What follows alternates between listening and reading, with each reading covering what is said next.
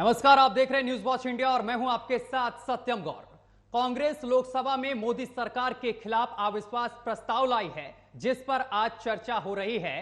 तो वहीं प्रधानमंत्री नरेंद्र मोदी ने विपक्ष के अविश्वास प्रस्ताव पर तंज कसते हुए इसे घमंडिया अलायंस का अविश्वास प्रस्ताव बताया है। इसी को लेकर आज चर्चा करेंगे। हमारे साथ तमाम मेहमान जुड़ेंगे, लेकिन उससे पहले देखिए हमारी एक खास रिपोर्ट।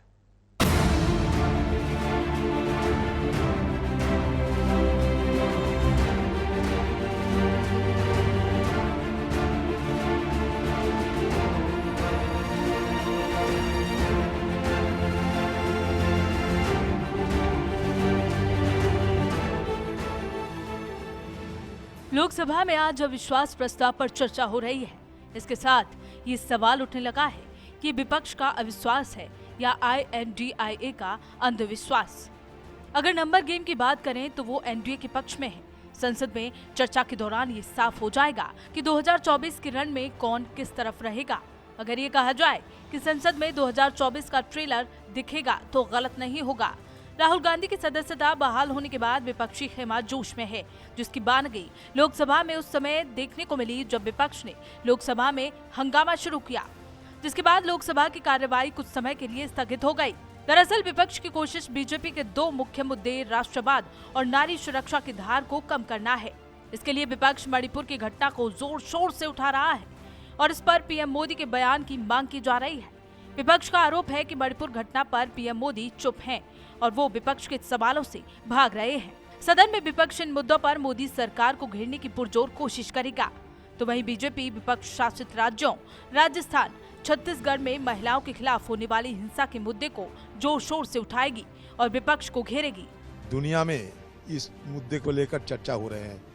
आसमान तो नहीं टूट पड़ेगा ना, आसमान तो नहीं फट जाएगी अगर प्रधानमंत्री आके मणिपुर की जो हालत है उसके गंभीरता को देखते हुए, उसे गंभीरता को मद्देनजर, अहमियत को मद्देनजर, क्योंकि ये सारे दुनिया में फैल गए हैं इस चर्चा। राजस्थान में जो मुख्यमंत्री हैं वो वहाँ के होम मिनिस्टर भी हैं। मैं उनसे पूछना चाहूंगी कि इतनी सारी घटनाएं हो रही है, लगातार कम से कम 20 घटनाएं हो रही हैं राजस्थान में। महिलाओं पे इतना दुष्कर्म बढ़ा है, इतना रेप की घटनाएं। आज राजस्थान पूरे देश का रेप कैपिटल बन गया है। ये NCRB की आंकड़े कह रहे हैं, हम लोग नहीं कह रहे। विपक्ष को पता है कि उसका प्रस्ताव सदन में गिर जाएगा, पर इसके बावजूद वो सदन में अविश्वास प्रस्ताव लेकर आया। राजनीति के जानकारों के मुताबिक अविश्वास प्रस्ताव के जरिए विपक्ष अपने गठबंधन की ताकत देश को दिखाना चाहता है। वो लोगों को एक संदेश देना चाहता है कि सारा विपक्ष एक है और चुनावों में बीजेपी को कड़ी टक्कर दे सकता है। ये घमंडिया गठबंधन लेकर के आया है और इस घमंडिया गठबंधन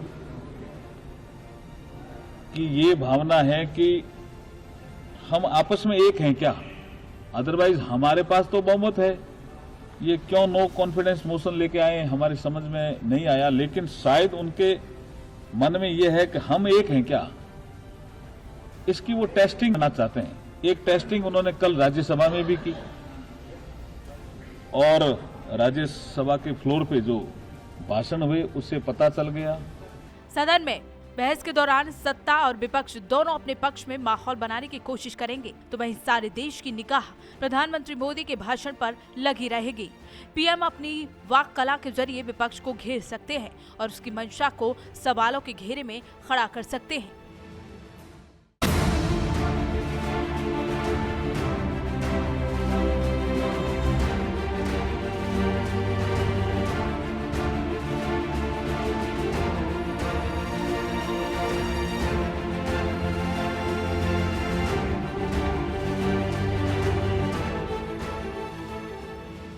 तो रिपोर्ट आपने देखी, लेकिन अब हम चर्चा पर चलेंगे। हमारे साथ दो मेहमान हमारे जुड़ गए हैं। परिचय करा दें आपसे। हमारे साथ शान खान हैं, जो कि कांग्रेस के नेता हैं। शान खान साहब, आपका बहुत बहुत स्वागत है न्यूज वॉच इंडिया पर।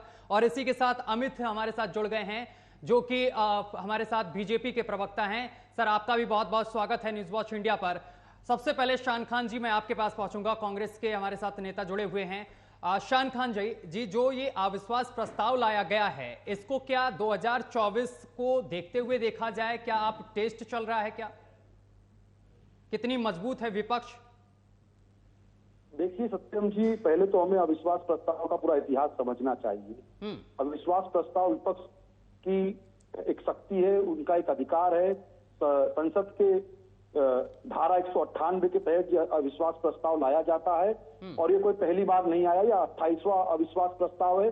सबसे अधिक अविश्वास प्रस्ताव झेलने वाली प्रधानमंत्री थी इंदिरा गांधी जी, और सबसे पहला अविश्वास प्रस्ताव जो आया था वो नेहरू जी के खिलाफ आया था, जिसमें 21 घंटे बहस चली थी और 40 सांसदों को बोलने के बाद प्रधानमंत्री नेहरू जी ने अपना भाषण दिया था और उन्होंने कहा था कि मैं इस अविश्वास प्रस्ताव का स्वागत करता हूं क्योंकि ये विपक्ष का अधिकार है और उन्हें ऐसी परीक्षाएं सरकार के सामने लाकर रखनी चाहिए।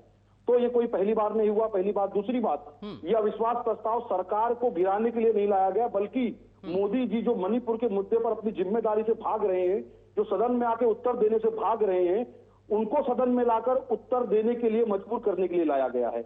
मैं समझता हूं जिस प्रकार से मणिपुर में राज्य की सरकार और केंद्र की सरकार दोनों विफल हुई हैं और उनकी निकम्मे पर उनकी नाकामियों के कारण जिस प्रकार की तस्वीरें मणिपुर से आई, जिस प्रकार से महिलाओं को नग्न करके उनकी परेड कराई जा रही है, वो पूरे देश के लिए नहीं बल्कि पूरे मानव समाज के लिए एक शर्मनाक तस्वीर थी।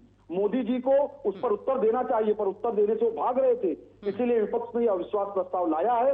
मोदी जी को सदन में आना चाहिए और मणिपुर में उत्तर देना चाहिए कि अंततः केंद्र सरकार मणिपुर में राष्ट्रपति शासन क्यों नहीं लगाना चाहती है, अंततः केंद्र सरकार मणिपुर के मामले में कोई कार्रवाई क्यों नहीं करना चाहती है। ये तमाम प्रश्न जो है उसके उत्तर के लिए अविश्वास प्रस्ताव लाया गया है।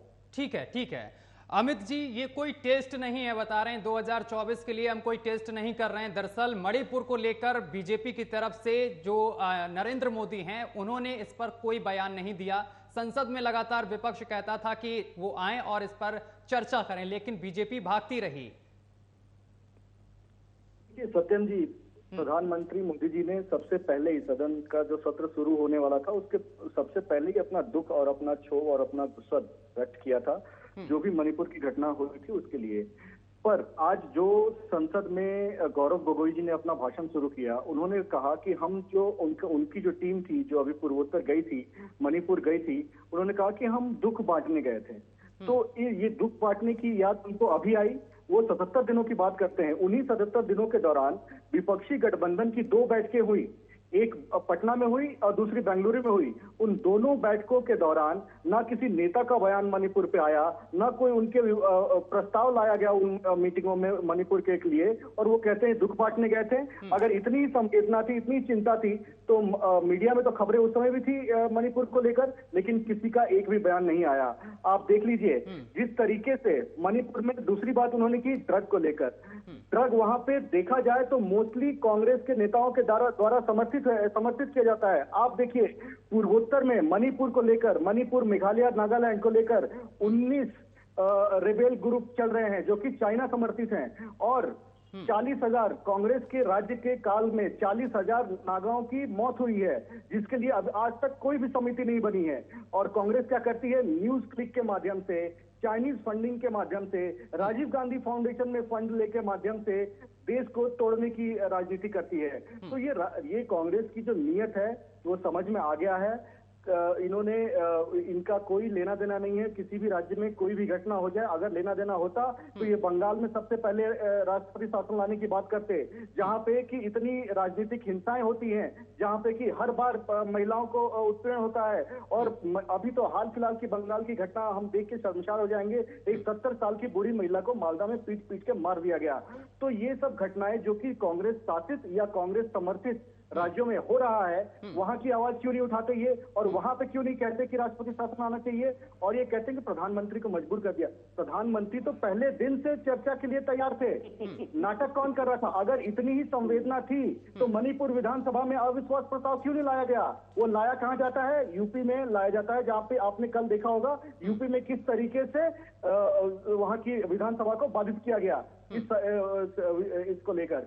तो इनका कोई विश्वास ही नहीं है कि इन मुद्दों पे कोई तर्क ही नहीं है, कोई अर्थ नहीं है। ठीक है, जवाब ले लेते हैं। ठीक है, शान खान जी, बीजेपी का कहना है कि आप लोग बात करने से पीछे हट रहे थे, वो तो बात करना चाह रहे थे इस पूरे मसले पर। देखिए सत्यम जी, भाजपा के तमाम पदाधिकारी और प्रवक्ता इतने बेशर्म हो चुके हैं मणिपुर जैसे संवेदनशील मुद्दे पर भी ये मोदी जी की वाहवाही करने में लगे रहते हैं। मैं पूछना चाहता हूं, मेरा एक सीधा उत्तर है, प्रश्न है, ये उत्तर दें कि मोदी जी ने मणिपुर हिंसा को लेकर अब तक कितनी बार बयान दिया और मोदी जी मणिपुर हिंसा के बाद कितनी बार मणिपुर के दौरे पर गए। केवल 2 प्रश्नों का उत्तर दे दे भाजपा प्रवक्ता, कितनी बार मणिपुर दौरे पर गए और कितना उन्होंने बयान दिया। मोदी जी ने संसद शुरू होने से पहले ही संसद का सत्र, अरे मणिपुर दौरे पे कितनी बार गए हो, मुझे केवल इसका उत्तर दे दीजिए। और दूसरी बात, अगर मणिपुर दौरे में कितनी बार गए वो बता दीजिए ना मुझे, और कितनी बार उन्होंने मणिपुर हिंसा को लेकर बयान दिया। विधानसभा में क्यों नहीं लाया, ये प्रश्न उठता है कांग्रेस पे। मणिपुर के विधानसभा में आपने प्रधानमंत्री मोदी जी ने मणिपुर हिंसा को लेकर कितनी बार बयान दिया और कितनी बार मोदी जी का नाम लेता हूं, उतनी बार तो आप देते हैं।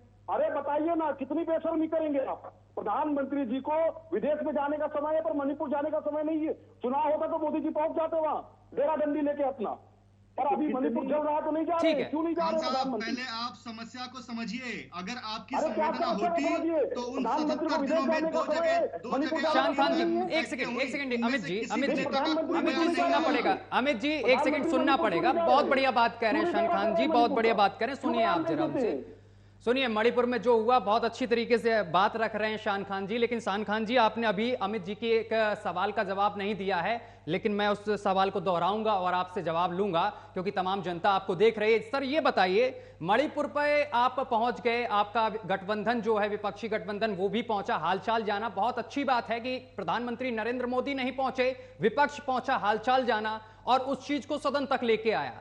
लेकिन सर अभी अमित जी कह रहे थे कि पश्चिम बंगाल में जो हो रहा है, मालदा को उन्होंने जिक्र करा, ठीक है मालदा को छोड़ दीजिए, अभी हाल फिलहाल की मैं एक घटना का जिक्र करता हूं। एनसीआरबी का जो डाटा है वो भी बहुत कुछ कहता है एनसीआरबी का, लेकिन मैं राजस्थान पर जिक्र करना चाहता हूं जहां पर 14 से 15 साल की लड़की के साथ गैंगरेप हुआ, इसके बाद उसको भट्टी में झोंक दिया गया, इसके बाद उसके टुकड़े कर दिए गए और इधर उधर तालाब में और तमाम जगह फेंक दिए गए।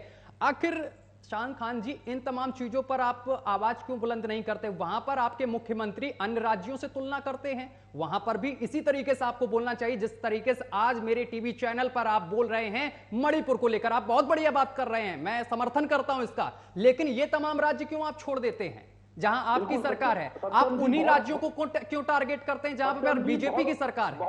बहुत अच्छा प्रश्न पूछा है आपने जी। निश्चित रूप से सरकार किसी की भी हो, किसी दल की भी हो, जवाबदेही तय होनी चाहिए, लोकतंत्र है। हाँ। मैं समझता हूं आपने एनसीआरबी का जिक्र किया, बहुत अच्छी बात है, एनसीआरबी का आपने जिक्र किया। एनसीआरबी के आंकड़े बताते हैं कि इस देश में सबसे अधिक महिलाओं के खिलाफ हिंसा कहीं पर होती है तो उत्तर प्रदेश है। कहां वहां पर किसका शासन है? भाजपा का शासन है। पूरे देश में सबसे असुरक्षित शहर महिलाओं के लिए कोई है तो वो दिल्ली है। वहां पर पुलिस को कौन चलाता है? केंद्र सरकार चलाती है, गृह मंत्रालय के अधीन आता है, ठीक है। अभी तो बीच बोल रहे हैं, आंकड़े बता रहा हूं आपको एनसीआरबी के। अमित जी एक एक करके बात रखते हैं, एक एक करके। इनके लिए महिला उत्पीड़न का सत्यम भाई इनको रोकिए, सत्यम भाई इनको रोकिए, मैं आंकड़े बता रहा हूं। ठीक है अमित जी एक सेकंड, मैं आपके पास आऊंगा। अमित जी एक सेकंड, पहले जवाब तो देने दीजिए इनको। इनसे यूपी पे जवाब लिया क्या आपने राजस्थान पे सवाल पूछा? मैं राजस्थान पे ही जाऊंगा सर, राजस्थान पे ही जवाब लेके रहूंगा। इनसे जवाब इनको देना पड़ेगा, कांग्रेस को जवाब देना पड़ेगा क्योंकि वहां पर भी लगातार अत्याचार बढ़ता जा रहा है महिलाओं पर। आखिर सरकार वहां पर क्यों नहीं एक्शन ले रही है? अमित जी एक सेकंड सर, इस तरीके से चर्चा नहीं हो पाएगी, तमाम दर्शक देख रहे हैं। भाग जाऊंगा, मैं सावरकर नहीं हूं, इनको रोकिए, मैं उत्तर दे रहा हूं। ठीक है शान जी जवाब दीजिए। खान साहब सावरकर की बात मत कीजिएगा, सावरकर तक बनना भी आप पॉसिबल नहीं है आपके माफी लिए। पत्र मैं नहीं लिखता हूँ, मैं माफी पत्र नहीं लिखता हूँ, शांत बैठिए। कुछ नहीं होता है, मैं माफी पत्र नहीं लिखता हूँ, शांत बैठिए, पानी पी बात मत लीजिए। कीजिए, माफी पानी पी लीजिए, शांत हो जाइए। शान साहब आप सब मत होइए, शान साहब आप डिबेट को इधर उधर मत ले जाइए। देखिए आप जिस जो आपसे मैंने सवाल किया है उसका जवाब दीजिए सर। ये उंगली दिखा रहे हैं मुझे, ये उंगली ऐसे मत कीजिए, ऐसे कर लीजिए, मुझे धमकी मत दीजिए, मैं सावरकर नहीं हूँ, ठीक है। सर सावरकर की चर्चा यहाँ पर सावरकर पर नहीं हो रही है, मैं उन महिलाओं पर चर्चा कर रहा हूँ जहाँ पर राजस्थान में अत्याचार हो रहा है, गैंगरेप हो रहा है, भट्टियों में झोंक दिया जा रहा है बच्चियों को। अरे सुन तो लीजिए, तो जवाब तो दीजिए। आप उत्तर प्रदेश में पहुंच रहे हैं, आपकी जहां सरकार वहां का भी जवाब चाहिए मुझे, और मणिपुर पर मैं अमित जी से सवाल करूंगा। मेरी बात सुनिए जी, मेरा उत्तर पूरा सुन लीजिए, फिर उसके बाद आपको असंतोष हो तो दूसरा प्रश्न पूछ लीजिएगा। मैं कहां भाग रहा हूं, मैं तो तैयार हूं ना उत्तर देने के लिए। बोलूं मैं? जी बोलिए। आपने एनसीआरबी का जिक्र किया, एनसीआरबी का आंकड़ा बताता है कि कि देश में सबसे अधिक किसी प्रदेश में महिलाओं के खिलाफ अपराध होते हैं तो वो उत्तर प्रदेश है, वहां पर भाजपा का शासन है। देश का सबसे असुरक्षित शहर महिलाओं के लिए दिल्ली है, जहाँ पर केंद्र सरकार पुलिस केंद्र सरकार के अधीन आती है। ये बता रहे हैं ये अब ये बीच में कैसे मैं उत्तर दूं, कैसे उत्तर दूं मैं, आप बताइए। आप मुझे, मैं आ रहा हूँ उसी पर, तो बीच बीच में बोल रहे हैं, मैं कैसे उत्तर दूं? ये तो स्वयं उत्तर देना नहीं चाहते, मुझे भी नहीं देने दे रहे। ऐसे लोग को आप डिबेट में बुलाते हो तो चर्चा भी होने देना चाहते हैं। कैसे उत्तर दूं मैं आपकी प्रश्न का, बताओ कैसे होगी? ये बीच बीच में बोल रहे हैं, बोलेंगे तो चर्चा कैसे होगी? एक सेकंड अमित जी पहले राजस्थान पे मुझे जवाब ले लीजिए। मणिपुर में राजस्थान को लाओगे तो मैं राजस्थान में उत्तर प्रदेश को भी लाऊंगा। यदि फिर मणिपुर में चर्चा कर लो, या तो मणिपुर के मुद्दे पर राजस्थान आया ना, तो राजस्थान के मुद्दे पर उत्तर प्रदेश क्यों नहीं आएगा? बताइए मुझे आप बताइए मुझे, आप कैसे नहीं आएगा? या तो फिर आप मणिपुर में चर्चा करो, यदि आप राजस्थान को लाओगे तो उत्तर प्रदेश भी आएगा, दिल्ली भी आएगा, 2022-23 आप किस नहीं, आप मणिपुर में राजस्थान को ला रहे हो ना, तो राजस्थान उत्तर प्रदेश क्यों नहीं आएगा? बताइए आप मुझे, या तो केवल मणिपुर में चर्चा करो। अरे शान साहब जवाब दीजिए आप। ये नहीं बोलेंगे मैं उत्तर पूरा दूंगा। इनको पहले रोके, इनको म्यूट कीजिए, मैं पूरा उत्तर देने को तैयार हूं। इनको म्यूट कर दीजिए आप दे ही नहीं पा रहे उतनी देर से उत्तर। हमारे दर्शक इंतजार कर रहे हैं कि शान साहब क्या बोलेंगे राजस्थान पर आखिर। अरे मैं बोल रहा हूं ना, तो बोलिए ना सर। देखिए, आपने एनसीआरबी के आंकड़ों का जिक्र किया। देश में सबसे अधिक महिलाओं के खिलाफ अपराध किसी प्रदेश में हो रहा है तो उत्तर प्रदेश में, जहां पर भाजपा का शासन है। सबसे ज्यादा महिलाओं के लिए सुरक्षित कोई शहर है तो वो दिल्ली है, जहां पर पुलिस गृह मंत्रालय के हाथ में है, केंद्र के हाथ में है। ठीक है, आप राजस्थान की बात करते हो, मानता हूं राजस्थान में घटनाएं हो रही हैं, मैं कभी झूठ नहीं बोलूंगा, पर राजस्थान में कभी भी हाथरस की तरह प्रशासन बेटियों को खेत में रखकर नहीं चलाता है। राजस्थान में कहीं भी उन्नाव की तरह बलात्कारियों के पक्ष में रैली नहीं निकाली जाती है। हमारी सरकार बलात्कारियों के खिलाफ खड़ी होती है, बलात्कारियों के समर्थन में नहीं खड़ी होती है। ये भाजपा का काम है। कठुआ की बलात्कारियों को बचाने का काम भाजपा ने किया, हाथरस के बलात्कारियों के पक्ष में खड़ा होने का काम भाजपा ने किया, उन्नाव के बलात्कार के पक्ष में खड़ा होने का काम भाजपा ने किया। तो ये काम भाजपा करती है। चिन्मयानंद के पक्ष में खड़े होने का काम भाजपा ने किया, ब्रिजभूषण शरण सिंह के पक्ष में खड़े होने का काम भाजपा ने किया। हम भाजपा की तरह बलात्कारियों के पक्ष में नहीं होते, पीड़ित के पक्ष में होते हैं। ये भाजपा कान खोल कर सुन ले। दूसरी बात, ये कह रहे हैं मणिपुर में प्रधानमंत्री जी कार्रवाई कर रहे हैं। क्या कार्रवाई की प्रधानमंत्री जी ने, बताइए आप मुझे। आप बंगाल की बात करते हो, आप बंगाल में भी कार्रवाई करो, पर मणिपुर में तो करो, क्यों नहीं करते आप कार्रवाई? ठीक है अमित जी जवाब दीजिए अब। इनको किसी भी चीज का कोई पता ही नहीं है। एनसीआरबी के सारा ज्ञान आप ही लेके बैठे हो सारा ज्ञान आप ही लेके बैठे हो पूरे विश्व का ना, मुझे कुछ पता नहीं है।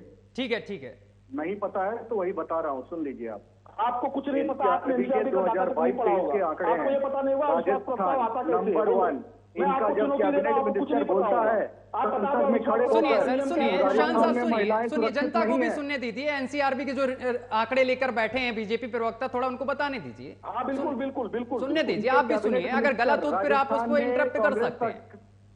राजस्थान में कांग्रेस सरकार के कैबिनेट मिनिस्टर ने कहा, खड़े होकर सदन की पटल पे खड़े होकर कहा कि वो वहां पे बहु बेटियां सुरक्षित नहीं हैं, उनको बर्खास्त कर दिया गया। किस तरीके से पीटा गया वो हम सब ने देखा है, पूरे देश ने देखा है। किस तरीके से वहां की अभी की सांसद कहती है कि मुझे भी डर लगता है, महिला सांसद है राजस्थान की कांग्रेस की, वहां के नेता कहते हैं कि मर्दों का प्रदेश है, यहाँ पे ऐसी घटनाएं हो जाती हैं, वो कैबिनेट मिनिस्टर बने हुए हैं। ये शर्म आनी चाहिए खान साहब को, जो बैठ के उस पार्टी का डिफेंड कर रहे हैं। और ये बात कहते हैं मणिपुर की। मणिपुर में 200 से ज्यादा एफआईआर अभी तक गिरफ्तारियां हो चुकी हैं। 200 से ज्यादा सबको हिरासत में लेकर पूछताछ। प्रधानमंत्री ने कितनी बार मणिपुर दौरा किया, कितनी बार बयान जारी किया, बताइए मुझे। प्रधानमंत्री ने कितनी बार मणिपुर दौरा किया, आप बताइए ना। शान साहब पहले बोलने दीजिए ना। शान साहब आप एक ही चीज की रट लगा के बैठे हैं कि मणिपुर का दौरा कितनी बार किया। आप ले तो आए अविश्वास प्रस्ताव। उत्तर लूंगा मैं। आपने कहा गृह मंत्री ने वहां पे सबसे पहले दौरा किया था। गृह मंत्री वहां पे सबसे पहले गए थे। ठीक है, एक मिनट अमित जी, एक सेकंड। शान साहब ये बताइए, बोलने क्यों नहीं देते आप दूसरे को? ये बताइए आप विश्वास प्रस्ताव क्यों लेके आए आप? अच्छा ये बताइए, जो आप उनसे आप जवाब ले रहे हैं, प्रधानमंत्री नरेंद्र मोदी क्यों नहीं गए मणिपुर में? अमित शाह गए ना वहां पर, अमित शाह गए ना वहां पर, आपने एक भी बार जिक्र किया? नहीं प्रधानमंत्री, तो अमित शाह को प्रधानमंत्री बना दो, फिर अमित शाह को प्रधानमंत्री। अरे भाई, लॉ एंड ऑर्डर की जवाबदारी उनके पास है। कैसी मूर्खतापूर्ण बातें कर रहे हैं आप? जिसके पास जो जिम्मेदारी होगी वही तो जाएगा ना वहां पर। मूर्ख है क्या? आप मूर्ख है। राहुल गांधी जैसी बातें मत कीजिए यहाँ बैठ के। मणिपुर कौन जाएगा? अमित शाह जाएंगे? राहुल गांधी जैसी बातें मत कीजिए यहाँ बैठ के। अरे अमित शाह नहीं जाएंगे तो और कौन जाएगा वहां पर? मणिपुर अमित शाह जाएंगे। मूर्खतापूर्ण बातें कर रहे हैं। नहीं तो अमित शाह को प्रधानमंत्री बना दो ना, अमित शाह जी को प्रधानमंत्री बना दो आप। अजीब बात करते हैं। राहुल गांधी का बातें कर रहे हैं। राहुल गांधी ठीक है। प्रधानमंत्री ने कितनी बार मणिपुर दौरा किया, सीधे बता दीजिए ना। मेरा एक ही प्रश्न रहेगा, ये न्यूज क्लिक पे फंडेड है। प्रधानमंत्री ने कितनी बार मणिपुर का दौरा किया? न्यूज क्लिक पे फंडेड है। कितनी बार मणिपुर का दौरा की फंडिंग की जांच होनी चाहिए। चाइना के राष्ट्रपति को झूला प्रधानमंत्री झूला रहे हैं, चीन के साथ व्यापार प्रधानमंत्री कर रहे हैं। चाइना के सामने हो जाते हैं। शर्म आनी चाहिए, चाइना के सामने सरेंडर शर्म आनी चाहिए। ऐसे झूला झूला रहे थे मोदी जी के थ्रू। Xi Jinping. सर चर्चा होने दीजिए। ठीक है सर, चर्चा होने दीजिए। शान साहब, मोदी जी झूला रहे थे। शान साहब सवाल काफी रह रहे हैं। शान साहब एक सेकेंड देखो, दिखाऊं मैं आपको तस्वीर। ऐसे झूला झूला रहे थे मोदी जी ऐसे। अरे राजीव गांधी फाउंडेशन में इतने अच्छे से झूला है, उनका सेवक भी नहीं झूलाता होगा। राजीव गांधी फाउंडेशन में मोदी जी झूला रहे थे। कैसी बातें कर रहे हैं आप? अरे जिनपिंग को झूला याद है ना, वो अहमदाबाद में झूला झुलाया था, याद है ना आपको? याद है ना जिनपिंग को झूला झुलाया था मोदी जी ने, याद है ना आपको? सत्यम जी देखिए, याद है ना आपको? ठीक है शान साहब प्लीज सर बोलने दीजिए, अमित जी को भी बोलने दीजिए। वो बीच में नहीं बोलते जब आप बोलते हैं। उत्तर नहीं देंगे, नहीं बोलने दूंगा मैं। जवाब तो देने दीजिए यार। प्रधानमंत्री कितनी बार दौरा किया? जवाब तो देने दीजिए। कितने बयान जारी किए ये बताएं? ये 2 बार किया, 4 बार किया, 10 बार किया? बता दे। या किया तो बोल दे, नहीं किया बताएं मुझे ये। ठीक है जवाब देने दीजिए। देखिए खान साहब, लगता है न्यूज क्लिक के माध्यम से जो फंडिंग हुई थी वो उनके पास पहुंच गई है। अरे भैया बता दो दीजिए ना, तरीके से चाइना का पक्ष रख रहे हैं ये। बता दीजिए ना। और राहुल गांधी जैसी बातें कर रहे हैं। राहुल गांधी को भी इसलिए फंडिंग किया जाता है ताकि वो ऐसे ही बातें करते रहे। आपकी मजबूरी, आपकी देखिए चाइना प्लस कांग्रेस का गठबंधन है। चाइना प्लस कांग्रेस का गठबंधन 2024 में होने जा रहा है, जो भारत को टुकड़े टुकड़े कर देने की विचारधारा पे चल रहा है। चाइना प्लस कांग्रेस का, उसी का नेतृत्व आज यहाँ पे खान साहब बैठ के कर रहे हैं। अहमदाबाद वाला झूला याद है आपको? कि ये फोटो दिखा दूं मैं आपको? और जैसे ही आपने राजस्थान का नाम लिया था, ये मुस्कुराने लग गए। इनके लिए महिला उत्पीड़न मुस्कुराने का मामला है, हमारे लिए संवेदना का मामला है। जैसे ही आपने राजस्थान का नाम लिया, ये मुस्कुराने लग गए, हंसने लग गए। लेकिन इनके लिए महिला उत्पीड़न मुस्कुराने का मामला है, हमारे लिए संवेदनशीलता का मामला है। हम चर्चा चाहते हैं, ये चर्चा को डिटेल करना चाहते हैं, और यही संसद में करते हैं, और यही ये संसद के बाहर करते हैं। अरे उत्तर दे दीजिए ना आप। कितनी बार आप दीजिए भैया, एक बार आप दे दीजिए उत्तर। अगर आपको इतना उत्तर पता है तो आप दे दीजिए कि आप राहुल गांधी और चाइना का गठबंधन क्या हुआ। पुलवामा हमले के टाइम पे जब राहुल गांधी विदेश गए थे और वहाँ चाइनीज एम्बेसडर से मिले थे, वो क्या मामला था आप बताएं। जा रहे हो? अरे चीन में क्यों घुस रहे हो? अरे भाई आपका चाइना से गठबंधन बता दीजिए ना। अरे भाई मणिपुर में कितने क्या है, कितना फंडिंग मिला है? 38 करोड़ ही है या उससे ज्यादा मिला है, ये बता दीजिए। नहीं मोदी जी 38 करोड़ ही मिला है चाइना से, किससे ज्यादा मिला है? नहीं विदेश जाते हैं, मणिपुर क्यों नहीं जाते मोदी जी? बताइए ना मुझे आप, मणिपुर क्यों नहीं प्रियंका जाते? गांधी कितनी बार राजस्थान चली गई? विदेश घूमने? राहुल गांधी कितनी बार राजस्थान चले गए? राहुल गांधी कितनी बार बंगाल चले गए? आप ये बता दीजिए, देश की जनता के बता दीजिए। आपके गठबंधन के साथी हैं। ठीक है मैं एक सेकंड रुक जाइए बस। शान साहब ठीक है, सुनिए शान साहब। अरे शान खान एक सेकंड, अमित जी, शान खान 1 मिनट मेरा सवाल सुन लीजिए। शान खान, मणिपुर जाने में चप्पल की छाती सिकुड़ जाती है क्या? शान खान 1 सेकंड ये बताइए, शान खान बेटी हूं लड़ सकती हूं ये नारा किसने दिया था? कांग्रेस पार्टी ने दिया था। तो फिर ये जो अभी घटना हुई थी राजस्थान में, फिर तो मैं ऐसे भी पूछ सकता हूं आपसे कि यहां पर प्रियंका गांधी को जाना चाहिए था, जहां पर आपके मुख्यमंत्री ने ये जवाब दिया कि हर राज्यों से उन्होंने तुलना करते हुए अपने आप को पाक साफ बता दिया। तो वहां पर प्रियंका गांधी को जाना चाहिए, राहुल गांधी को पहुंचना चाहिए। बिल्कुल सत्यम जी, आप जिस तरीके से मणिपुर को लेकर लगातार बहस ही आगे नहीं बढ़ने दे रहे हैं, बस केवल ये बोल रहे हैं प्रधानमंत्री नरेंद्र मोदी क्यों नहीं गए। प्रश्न का उत्तर लूंगा, और मैंने जो आपसे सवाल पूछा उसका मुझे अभी तक आंसर नहीं मिला है। हाँ तो मैं बता रहा हूँ, मैं तो प्रियंका गांधी कितनी बार गई? आप सावरकर पर चले जाते हैं। कितनी बार गई? सत्यम भाई आपके प्रश्न का भी उत्तर दूंगा, पर आप देंगे कब सर? समय पूरा हो चुका है ना। प्रियंका गांधी अभी मैं थैंक यू कर दूंगा, बात खत्म हो जाएगी। जवाब दीजिए, जवाब दीजिए। ठीक है शान जी, जवाब दीजिए। प्रियंका गांधी कितनी बार गई, आप अब ये बता दीजिए। ठीक है अमित जी, सुन लेते हैं। ठीक है अमित जी, जल्दी से। पानी उनी पी लो, थोड़ा आराम कर लो, मैं बोल लूं उसके बाद आप बोलना। पानी उनी पी लो, आराम। बोलिए बोलिए आप। सुनिए, आपने कहा प्रियंका गांधी जी क्यों नहीं गई? प्रियंका गांधी जी ना तो सांसद है, ना तो विधायक है, ना देश के प्रधानमंत्री है, जब आपको बोलने का मौका दिया जाए तो अच्छा, चुनाव के दौरान फिर क्यों जाती हैं? चुनाव के दौरान क्यों जाती हैं फिर? बार गई आप ये पहले बताइए। सुन तो लीजिए, पहले सुन तो लीजिए पूरा। प्रियंका गांधी कितनी बार गई ये बताइए आप। अरे प्रधानमंत्री जी मणिपुर राहुल गांधी कितनी बार गए ये बताइए। प्रधानमंत्री जी मणिपुर क्यों नहीं गए ये बताइए। सिकुड़ गई क्या? इस तरीके से सर चर्चा नहीं हो पाएगी, ना दर्शकों को पता चल पाएगा कुछ भी, आप लोग क्या बोल रहे क्या नहीं बोल रहे। बहुत बहुत शुक्रिया आपका हमारे साथ जुड़ने के लिए, तमाम बातचीत करने के लिए। और इस डिबेट में कुछ भी निकलकर नहीं सामने निकल कर आ पाया, क्योंकि लगातार मैं शान खान से 2-3 सवाल किए, लेकिन वो लगातार गुमराह करते गए, वो लगातार सावरकर को लेकर चर्चा करते गए। लेकिन आपको बताते चले कि आज अविश्वास प्रस्ताव पर सदन में चर्चा हो रही है। देखने वाली बात यह होगी कि इस पूरी चर्चा में क्या कुछ सामने निकल कर आता है। फिलहाल मेरे साथ अभी के लिए बस इतना ही। देश दुनिया की तमाम खबरें देखने के लिए देखते रहिए आपका अपना चैनल न्यूज़ वॉच इंडिया।